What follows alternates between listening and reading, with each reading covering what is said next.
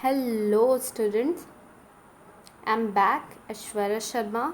So, earlier we read chapter The Great Stone Face First, but chapter 10, This Great Stone Face 2, we will read here. It is continuation of the chapter The Great Stone Face First. सो हमने उस chapter में ये देखा था कि एक general आता है और जनरल का फेस देखकर पूरे गांव के लोग कहते हैं कि ये तो ग्रेट स्टोन के फेस जैसा है, लेकिन अर्नेस्ट को ऐसा नहीं लगता और वो फिर से डिसअपॉइंट होकर वापस चला जाता है. The years hurried on and brought white hairs upon the head of Ernest, and made wrinkles across his forehead and furrows in his cheeks. He was an old man, but not in vain had he grown old. More numerous than the white hairs on his head were the wise thought in his mind. और साल बीतते गए. Ernest बूढ़ा हो गया, उसके चेहरे में रिंकल्स आ गए, सिर में सफ़ेद बाल आ गए.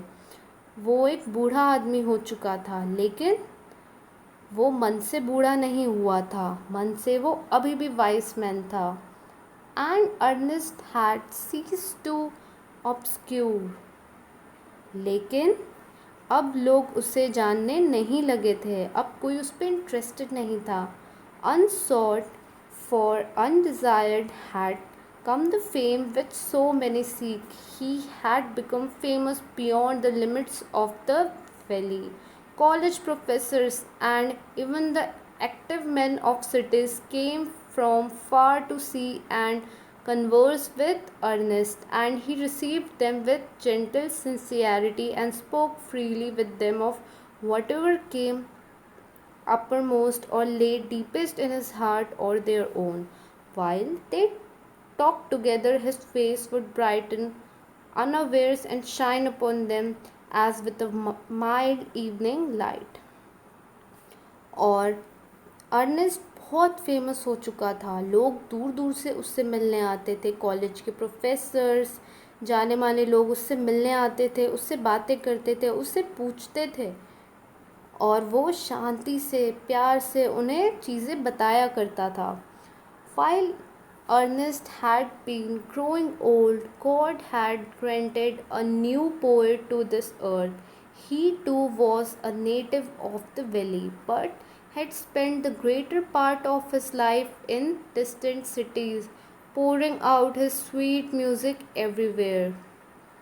जैसे जैसे अर्नेस्ट बूढ़ा होते जा रहा था, हमें एक नया पोएट मिल चुका था. वो भी उस वैली का नेटिव था, पर उसने ज़्यादातर समय म्यूज़िक में बिताया था.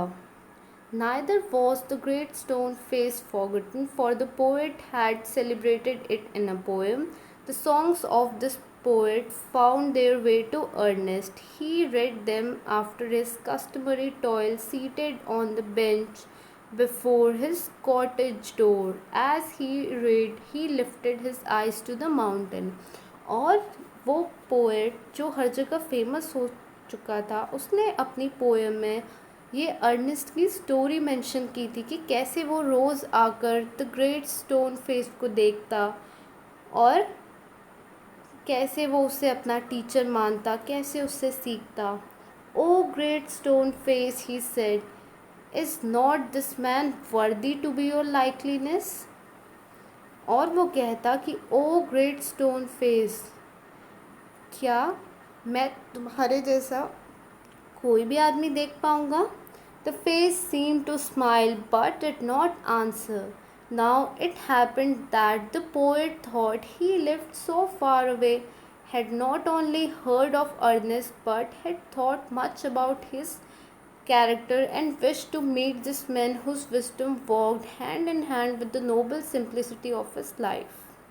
One summer day, therefore, he arrived at Ernest's door, where he found the good old man holding a book in his hand, which he read, and then, with a finger between the leaves, looked lovingly at the great stone face.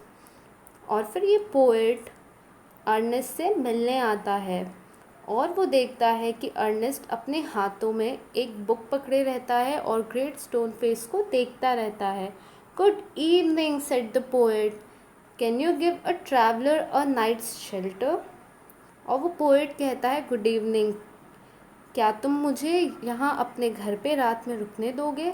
Gladly answered Ernest, and then he added smiling, I think I never saw the great stone face look so hospitably at a stranger.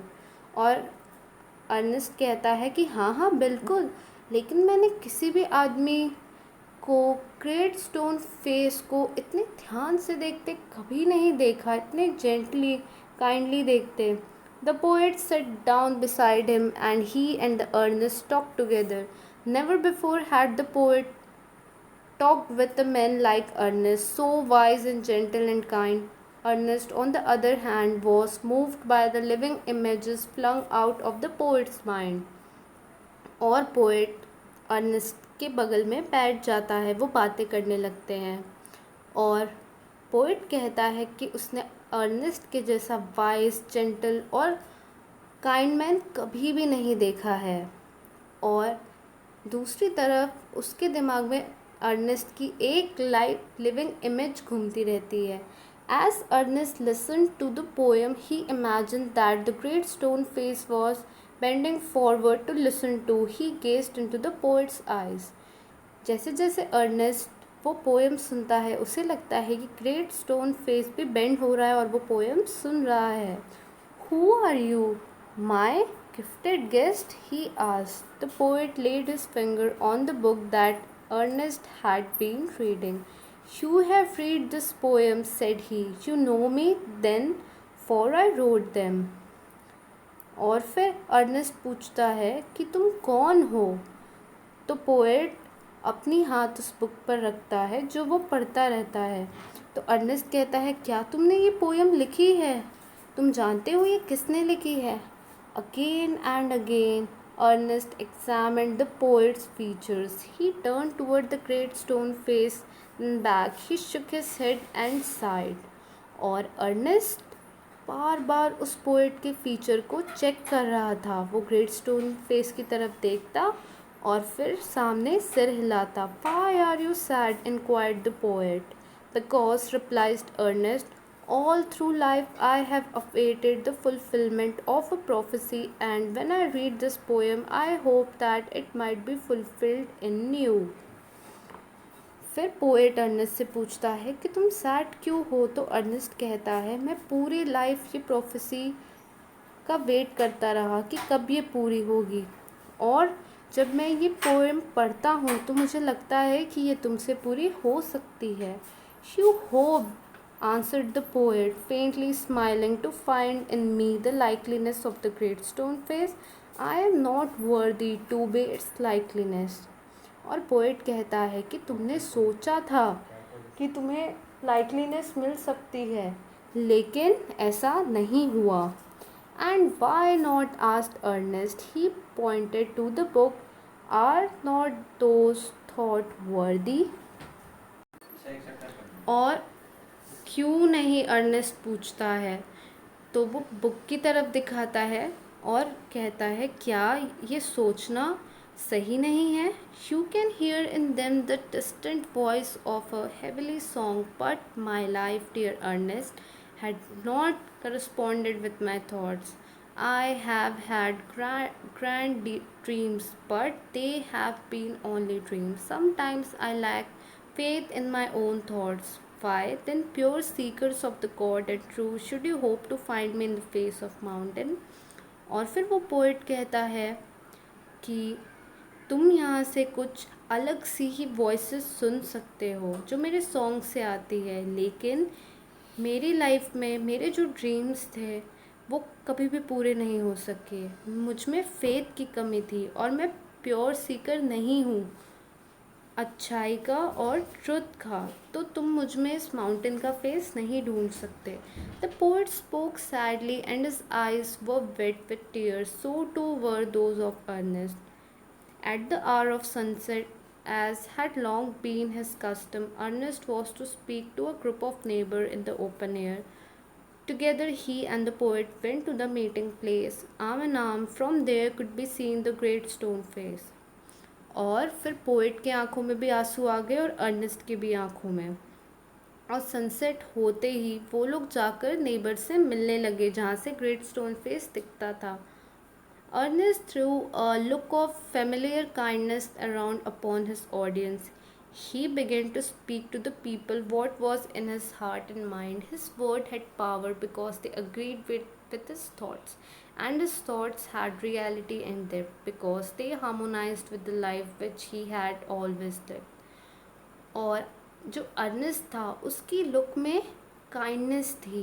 वो लोगों को बताने लगा कि उसके दिल में दिमाग में क्या है। उसकी वर्ड में पावर थी क्योंकि लोग उसकी बातों को मानते थे और उसके डेप्थ को समझते थे। It was not mere breath that the preacher uttered. They were the words of life. A life of good deeds and selflessness love was melted into them. The poet, as he listened, felt that the life and character of Ernest were a nobler strain of poverty than he had ever written. और लोग उसकी बातों को समझने लगे और देखने लगे कि उसने एक ऐसी लाइफ जी है जहाँ पे सिर्फ अच्छे काम किए हैं और खुद से प्यार नहीं करके दूसरों से प्यार करके उनकी हेल्प की है। और पोएट उसकी बातें सुनता जाता है और उसे लगता है कि अर्नेस्ट का जो कैरेक्टर है, लाइफ है, वो एक नोबल लाइफ है जहाँ पे वो बहुत गरीबी में रहा है। His eyes filled with tears, and he said to himself that never was there so worthy a sage as that mild, sweet, thoughtful face with glory of white hair diffused about it. और उसकी आंखों में आंसू आ जाते हैं क्योंकि उसने इतना सब कुछ किया लेकिन उसे लाइफ में कुछ नहीं मिला। At a distance, but clearly to be seen, high up in the golden light of setting sun, appeared the great stone face with white mist around it, like the white hairs around the brow of Ernest. At that moment, Ernest's face took on an expression so grand that the poet was moved to throw his arms up and shout. और फिर golden light जो सन से आ रही थी उसके कारण great stone face सफ़ेद दिखने लगता है जैसे अर्नेस्ट के सफ़ेद ब्रो। और इस मूवमेंट में जो अर्नेस्ट का एक्सप्रेशन होता है वो देखकर पोएट अर्नेस्ट के कंधे में हाथ रख देता है। Behold behold, Ernest is himself the likeness of the great stone face. और पोइट कहता है कि अर्नेस्ट ही तो है जो ग्रेट स्टोन फेस की तरह दिखता है। Then all the people looked and saw that what the poet said was true. The prophecy was fulfilled, but Ernest, having finished what he had to say, took the poet's arm and walked slowly homeward, still hoping that some wiser and better men than himself would by and by appear, bearing a resemblance to the great stone face. और लोग देखते हैं और इस बात को सच मान लेते हैं और वो प्रोफेसी फुलफिल हो जाती है। पर अर्नेस्ट फिर भी सेटिस्फाइड नहीं होता है। वो पोएट के कंधे में हाथ डालता है और सोचता है कि कभी तो ऐसा होगा कि एक बहुत बुद्धिमान और अच्छा आदमी आएगा जो ग्रेट स्टोन फेस की तरह दिखेगा।